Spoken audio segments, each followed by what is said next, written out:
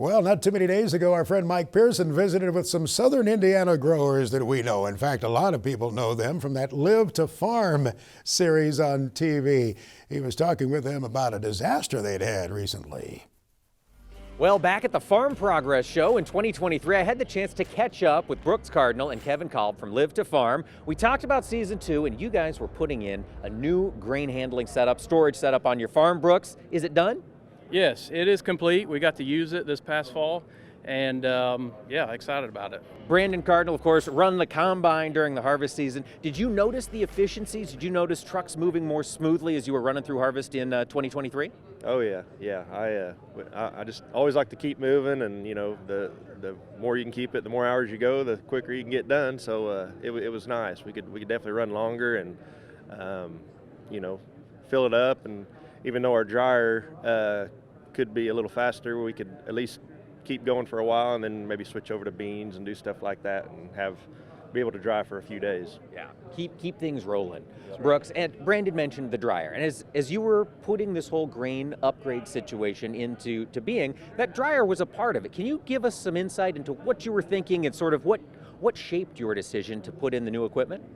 We knew we needed something, so you know, we looked at every angle of our facility on what we currently had, and you know, a bigger dryer would have been nice, but with the cost and with our acres, it just wasn't feasible at this time. So just more wet storage, you know, is what we started with, and that's what was great with AGI is we actually even added, you know, we used to use our leg to fill our dryer, so we kind of went around that and put a AGI grain pump in to load our dryer so our leg could do other jobs. So just working with them and figuring out how to cut a few corners and you know, make stuff a little simpler was a big deal and saved us a lot of money.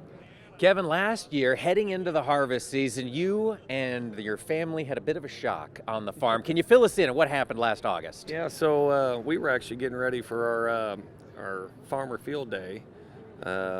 The night before, on Sunday night, we were getting everything ready, and they were calling for bad storms overnight. And about 1:30 in the morning, the alarm started going off, and we got up, went outside, and holy smoke, it was so windy. And alarms went off up at our turkey barns, and driving up to the road or up to the farm area, we seen some corn blowed over, and we crossed a little county road to get to our buildings there, and that's where we seen trees over, and we could see part of our turkey barns blew down, and we lost a grain bin, and so it was an eventful day. You ended up making it to harvest, Kevin. It was a challenging growing season for a lot of parts of this country this past year. You not accepted with a tornado. How did the yields end up when the combine finally shut down? So we probably would have had a record corn crop, you know, except for the wind damage. We actually had our highest yield we ever had, 425 bushel corn. The soybeans were good. They were a little bit down we thought the soybeans was going to be by far our best crop ever. And I think the winds from the tornado lodged them a little bit and knocked a little bit of yield off. But overall, we had a pretty good farm average, corn and beans. A reminder there that even some high-profile growers can have adverse weather events. Here's to a better season ahead for those folks in southwestern Indiana. There's more coming up on This Week in Agribusiness.